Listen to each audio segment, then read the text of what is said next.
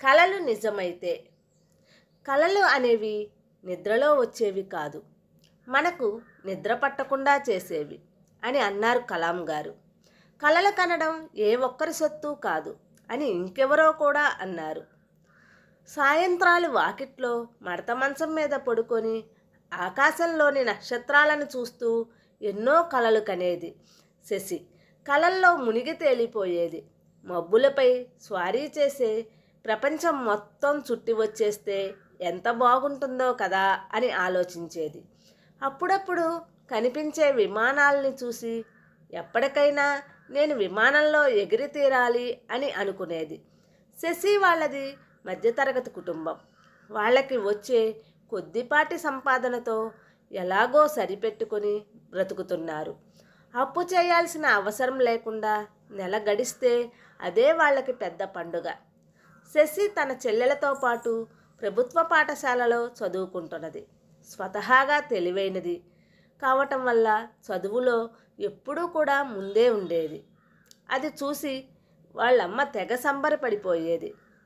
తనకి సరిగ్గా చదువబ్బకపోవటం వల్లనే ఇలాంటి చాలీ చాలని బ్రతుకు బ్రతకాల్సి వస్తుంది అని, తన పిల్లలు బాగా చదువుకొని చాలా గొప్పవాళ్ళు కావాలని తను కూడా కలలు కనేది. శశి కుటుంబ పరిస్థితిని బాగా అర్థం చేసుకున్నది అవటం వల్ల పెట్టినది తిని ఉన్న బట్టలు కట్టుకొని తన కలల సామ్రాజ్యంలో మాత్రం మహారాణిలా ఉన్నది. శశికి ఇప్పుడు 16 ఏళ్ల వయసులో ఒకరోజు వాళ్ళమ్మ నాన్న మాట్లాడుకోవడం విన్నది. ఇంట్లో బియ్యం నిండుకుంటున్నాయి అని, అప్పు ఎవరిని అడగాలో తెలియటం లేదు అని వాళ్ళ మాటల్లోని సారాంశము. వెంటనే తన కుటుంబం కోసం తను కూడా ఏదైనా చేయాలని నిర్ణయించుకొని చుట్టుపక్కల ఉన్న పిల్లలందరికీ ట్యూషన్స్ చెప్పడం మొదలుపెట్టింది. తన సంపాదన వల్ల వాళ్ళకి చాలా సాయం అయ్యింది. తనకి కూడా తన మీద నమ్మకం బాగా పెరిగింది. శశికి 17 ఏళ్ల వయసులో వాళ్ళ అమ్మకి చెప్పేసింది, అమ్మ నేను ఇంజనీరింగ్ చదివి యూకే వెళ్ళి ఎంఎస్ చదువుతాను అని. వాళ్ళ అమ్మకి ప్రపంచపటంలో యూకే ఎక్కడ ఉంటుందో తెలియదు, ఎంఎస్ అంటే ఏమిటో కూడా తెలియదు. కూతురి మాటలు విని చాలా గర్వంగా అనిపించినా కూడా తనకి అంత స్తోమత లేదు అని గుర్తుకు వచ్చి ఆ దేవుడి మీద భారం వేసేసింది. నా పిల్లల్ని నువ్వే ఓ గట్టుకు చేర్చు తండ్రి అని ఆతృత కొద్దీ తనకి తెలిసిన ఒక 4-5 అడిగేది అమాయకంగా. మా అమ్మాయి ఇంజనీరింగ్ చదువుతానంటుంది, అది మంచిదేనంటారా, దానికి ఉద్యోగాలు వస్తాయంటారా అని. అబ్బో అది చాలా గొప్ప చదువు, ఉద్యోగానికి డోకా లేదు అని వాళ్ళు అంటే మనసులోనే ఎగిరి గంతులు వేసేసేది. మొత్తానికి ఇంజనీరింగ్ చదవాలంటే ఏ ఎంట్రన్స్ రాయాలి అని తెలుసుకొని ఆ పుస్తకాలు కొనుక్కొని తానే చదవటం మొదలుపెట్టింది శశి. కోచింగ్కి డబ్బులు కట్టి వెళ్ళడం వాళ్ళతో కాని పని కాబట్టి ఆ దిశలో తను ఆలోచించలేదు. అప్పుడు వాళ్ళు అద్దెకుండే ఇంట్లో బాగా పడిన వానలకి కరెంటు పోయింది. తిరిగి కరెంటు వచ్చేలా చేయాలి అంటే చాలా ఖర్చు పెట్టాలి. ఆ ఇంటి ఓనరు నిక్కచ్చిగా చెప్పేసింది, మీరే ఖర్చు పెట్టుకొని కరెంటు వేయించుకోండి అని. ఆ కరెంటు వేయించుకునే అంత డబ్బు లేక పోనీ ఇల్లు ఖాళీ చేద్దాము అంటే బయట ఇంకా ఎక్కడా కూడా అద్దె కట్టే పరిస్థితులు లేవు, ఎక్కువ అద్దె కట్టాల్సి వస్తుంది అని చేసేదేమీ లేక అదే ఇంట్లో కరెంటు లేకుండా కాలక్షేపం చేసేశారు 6 నెలల పాటు. 6 నెలల పాటు సాయంత్రం 6 కల్లా వెలుగుండగానే అన్నం తినేసి ఒక లాంతరు తీసుకొని డాబా మీదకు వెళ్ళి రాత్రి వరకు చదువుకునేది. గొప్ప గొప్ప వాళ్ళంతా వీధి దీపాల్లో చదువుకొని పైకొచ్చారు కదా, నేను కూడా పైకొస్తాను అని తనలో తానే మురిసిపోయేది. కష్టపడి ఎలాగైతేనేం ఎంట్రన్స్లో మంచి ర్యాంకు తెచ్చుకుంది. తను ఉండే ఊర్లోనే గవర్నమెంట్ కాలేజీలో సీటు తెచ్చుకుంది. ఫ్రీ సీట్ అయితే తెచ్చుకుంది, కానీ ఇంజనీరింగ్ పుస్తకాలు కొనాలంటే చాలా ఖర్చు కాబట్టి ఇంకేం చేయొచ్చు అని ఆలోచించి ఉదయం ఇంటికి వెళ్ళి చెప్పే హోమ్ ట్యూషన్స్ని 2 పూటలా ఒప్పుకున్నది. 2 ఒప్పుకొని సాయంత్రం తన ఇంటి దగ్గర ట్యూషన్సు, ఇంకా తన కాలేజీ ఇలా ఒక్క నిమిషం కూడా ఖాళీ లేకుండా చాలా కష్టపడి ఇంజనీరింగ్ పూర్తి చేసింది. శశికి చదువు కాగానే మంచి కంపెనీలో ఉద్యోగం వచ్చింది. తన చెల్లెలి చదువుకు తను సాయం చేయాల్సిన అవసరం ఎంతో ఉన్నది అని గ్రహించి వెంటనే ఉద్యోగంలో జాయిన్ అయిపోయింది. తన జీతం తన కుటుంబ ఖర్చులకు సరిగ్గా సరిపోయేది. ఇక్కడితో ఆగిపోకూడదు, ఇంకా పైకి ఎదగాలి అని కలలు కనడం మాత్రం మానలేదు శశి. చాలా కాలం గడుస్తుంది. శశికి 24 ఏళ్ళు వచ్చాయి. చెల్లెలి చదువు కూడా పూర్తయి ఉద్యోగంలో చేరిపోయింది. తన బాధ్యత కొంతవరకు తీరింది కాబట్టి ఇంకా తన కల నెరవేర్చుకునే సమయం దగ్గర పడింది అని ఆ దిశలో ప్రయత్నం చేయటం మొదలు పెట్టాలి అని నిర్ణయించుకుంది. వాళ్ళ అమ్మకు తెలుసు తన కూతురికి విదేశాలకు వెళ్ళాలని బలమైన కోరిక అని. తను ఎన్నోసార్లు అనుకున్నది, తమ దగ్గర నిజంగా అంత డబ్బు లేదు, ఉంటే కూతుర్ని పై చదువులకు పంపించి ఉండేవాళ్ళం కదా అని. కానీ బ్యాంకులో లోన్ తీసుకొని వెళ్ళాలన్నా కూడా తనఖా పెట్టడానికి ఏదైనా స్థిరాస్తులు చూపించాలి కదా, అవి కూడా లేవు. అయినా సరే తన ప్రయత్నంగా వాళ్ళ చుట్టాల్లో బ్యాంకులో పనిచేసే వాళ్ళను అడిగింది. వాళ్ళు ఏమైనా సాయం చేయగలరా అని.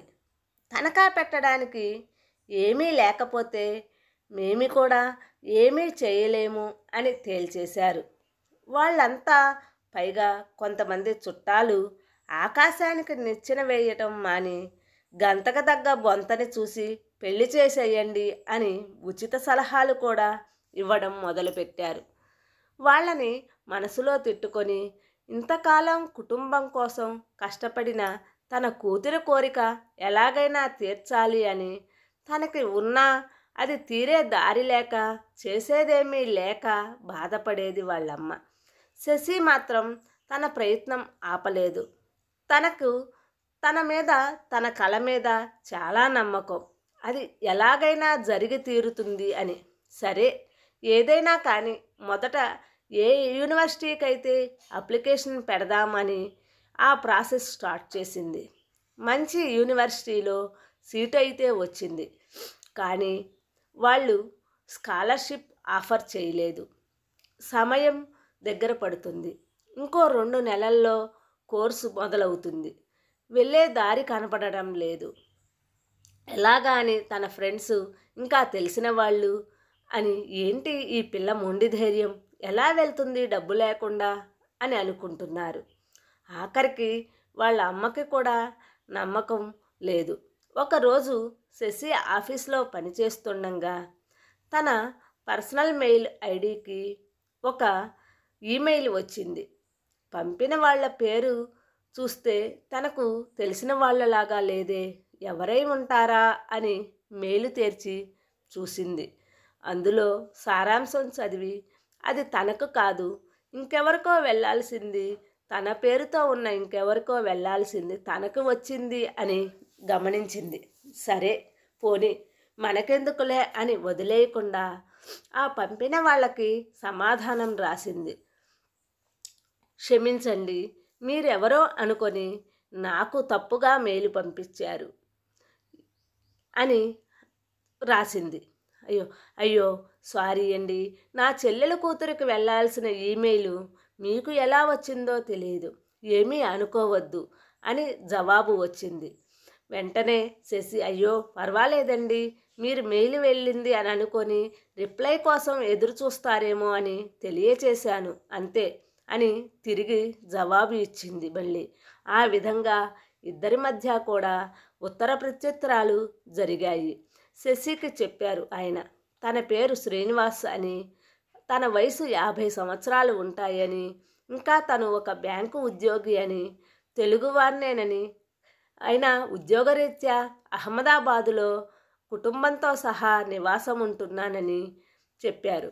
శశికి ఎక్కడో చిన్న ఆశ, బ్యాంకు ఉద్యోగి అంటే ఏదైనా సాయం చేస్తారేమో అని. ఒక వారం రోజులు ఇద్దరికి మధ్య సంభాషణలు జరిగాక శశికి పర్వాలేదనిపించి తన గురించి మొత్తం చెప్పింది ఆయనకి. తను ఎలా యూకే వెళ్ళి చదవాలని అనుకుంటున్నదో అంతా చెప్పింది. ఆయనకి ఎందుకో శశి కథ విని అందులో నిజాయితీ కనపడింది. తను ఏదైనా సాయం చేయగలుగుతాడేమోనని బాగా ఆలోచించాడు. శశితో తన స్నేహితురాలు ఒక ఆమె శశి ఉండే ఊర్లోనే ఉన్న తమ బ్యాంకు బ్రాంచ్లో పనిచేస్తుందని, ఆమె దగ్గరికి వెళ్ళి లోను విషయం గురించి మాట్లాడమని చెప్పాడు. సాయంత్రం ఇంటికి వచ్చి వాళ్ళమ్మకి జరిగిన విషయం అంతా చెప్పింది. ఎవరో ముక్కు మొహం తెలియని వాళ్ళు ఏదో చెప్తే అది నమ్మేస్తావా? ఇందులో ఏమైనా మోసం ఉన్నదేమోనని ఆలోచించమని చెబుతుంది వాళ్ళమ్మ. అక్కడికి వెళ్ళొద్దు అని చెప్పి మొత్తుకుంది. ముక్కు మొహం తెలిసిన వాళ్ళు మనకు సహాయం చేయలేదు కదా, అయినా నేను రక్షించుకోలేనంత అమాయకురాల్ని కాదమ్మా అని చెప్పి, బ్యాంకుకే కదా నేను వెళ్ళేది, వెళ్ళిన తర్వాత చూద్దాం ఏ పుట్టలో ఏ పాముందో అని వాళ్ళ అమ్మని ఒప్పించింది శశి. తన డాక్యుమెంట్స్ అన్నీ తీసుకొని బ్యాంకుకు బయలుదేరి వెళ్ళింది. అక్కడికి వెళ్ళిన తర్వాత శ్రీనివాస్ గారు చెప్పిన మేడంని కలిసింది. ఆవిడ చాలా మంచిది. శశి తెచ్చిన డాక్యుమెంట్స్ అన్నీ చూసి ఇలా అన్నది, నీ సర్టిఫికెట్సు, నీకు వచ్చిన మంచి యూనివర్సిటీ ఆఫర్ లెటర్ని చూసి బ్యాంకు తప్పక లోను ఇస్తుంది. కానీ 9 లక్షల లోను కావాలి అంటే ఖచ్చితంగా అంతకన్నా ఎక్కువ విలువైన ఇల్లు లాంటిది ఏదైనా తనఖా పెట్టాల్సిందే. కానీ ఒక 7 లక్షల వరకు అయితే ఎవరైనా గవర్నమెంట్ ఆఫీసరు ఉద్యోగి పర్సనల్గా గ్యారంటీ ఇస్తే సరిపోతుంది అని చెప్పింది శశి. శశి ముందే శ్రీనివాస్ గారికి కూడా ఫోన్ చేసి ఇదే విషయాన్ని ఆయనకు కూడా వివరించింది ఆ మేడం. శశికి తెలుసు అలా గ్యారంటీ ఇచ్చేవాళ్ళు తనకు తెలిసిన వాళ్ళల్లో ఎవరూ లేరని. ఇన్నాళ్ళు ఎంతో ఆశతో పట్టుదలతో ఉన్నా ఎందుకో ఒక్కసారిగా శశికి నిజంగానే తను ఆకాశానికి నిచ్చెన వేస్తున్నానేమో అని అనిపించి దిగులుతో ఇంటికి వెళ్ళిపోయింది. శ్రీనివాస్ గారు బాగా ఆలోచించారు. ఆయనకి మనసులో అనిపిస్తుంది, ఈ అమ్మాయికి ఎలాగైనా సరే సహాయం చేయాలి అని.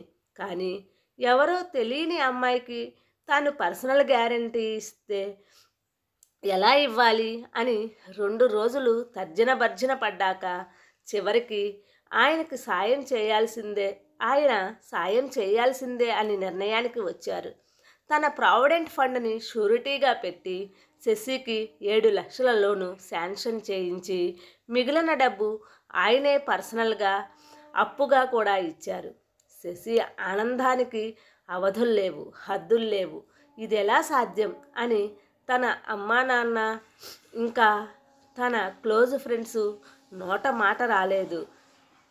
ఆ దేవుడే శ్రీనివాస్ గారి రూపంలో వచ్చినట్టున్నారు అని అనుకుంది వాళ్ళమ్మ. నాకు ఉద్యోగం రాగానే మీ అప్పు ఇంకా బ్యాంకు లోను అన్నీ తీర్చేస్తాను. మీ నమ్మకాన్ని నేను వమ్ము చేయను అని శతవిధాల శ్రీనివాస్ గారికి కృతజ్ఞతలు చెప్పి శశి వెంటనే వీసాకి అప్లై చేసింది. 3 రోజుల్లో వీసా రావడం, యూకేకి బయలుదేరటం వెంటనే జరిగిపోయాయి. మొట్టమొదటిసారిగా విమానం ఎక్కడం అనే ఆ అనుభవం చాలా కొత్తగా, చాలా బాగుంది శశికి. ఆ విమానం అలా గాల్లోకి ఎగురుతూ ఉంటే కింద దూదిపింజల్లా తేలిపోతున్న మేఘాలను చూసి తనకు చిన్నప్పుడు మేఘాలపై స్వారీ చేయాలనే తన కల గుర్తుకు వచ్చి ప్రపంచాన్ని జయించినంత సంబరపడిపోయింది. శశి చదువు పూర్తి చేసుకొని యూకేలోనే ఉద్యోగంలో చేరి సంవత్సరంలోపే లోను మొత్తం తీర్చేసింది. ఎన్నోసార్లు అడిగింది శ్రీనివాస్ గారిని, నన్ను ఎలా నమ్మారు సార్ మీరు? నేనెవరో తెలియకుండా, కనీసం నన్ను ఒక్కసారి కూడా కలవకుండా అని అడిగింది. ఏమోనమ్మా, నాకూ తెలియదు. ఎవరో నీకు సాయం చేయమని నాకు గట్టిగా చెప్పినట్టు అనిపించి చేశాను అంతే అని అన్నారు ఆయన. ఇది నిజంగా జరిగిన కథ అని చెప్తే ఎవరూ నమ్మరు. మీ మనసు స్వచ్ఛమైన, సంకల్పం బలమైనది అయితే మీ కలలన్నీ నిజమై ముందు నిలబడతాయి అనడంలో సందేహం ఏమైనా ఉందా అని ఈ కథ ద్వారా తెలుస్తుంది. ఈ కథ నచ్చినట్లయితే మా ఛానల్ని సబ్స్క్రైబ్ చేసి లైక్ చేయండి. మీ అభిప్రాయాన్ని కామెంట్ రూపంలో తెలియచేయండి.